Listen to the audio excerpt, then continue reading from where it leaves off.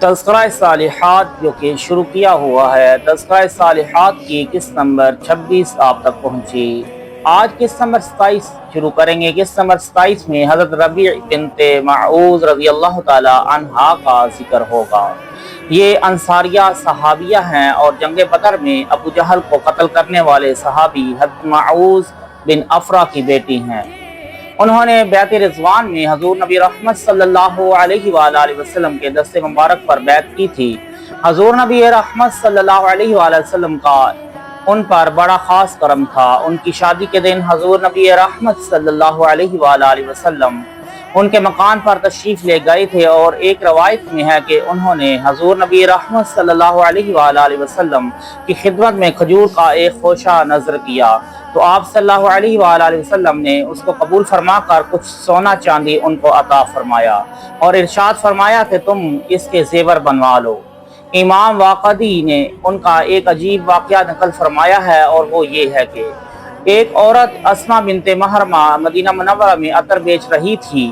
وہ عطر لے کر حضرت ربیع بن معوذ رضی اللہ تعالی عنہ کے پاس آئی اور کہا کہ تم اس شخص کی بیٹی ہو جس نے اپنے سردار یعنی ابو جہل کو قتل کیا؟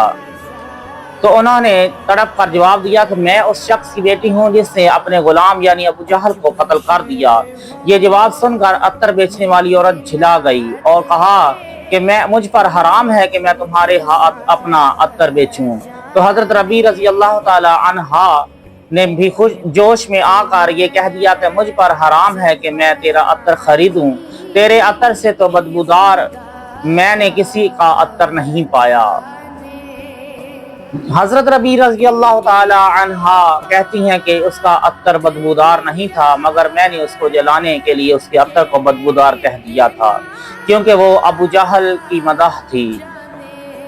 حضرت ربیع بن معوذ رضی اللہ تعالی عنہ کی جرأت دیکھو کہ ابو جہل کو سردار کہنے والی عورت کو اس کے منہ پر کیسا دندان شکن جواب دیا کہ اس کا منہ بند ہو گیا اور وہ لاجواب ہو گئی، اور بلا شبہ جو کچھ کہا وہ حق ہی کہا۔ ابو جہل ہرگز مسلمانوں کا سردار نہیں ہو سکتا، بلکہ وہ مسلمانوں کا غلام، بلکہ غلام سے بھی ہزاروں درجے بدتر اور کمتر ہے۔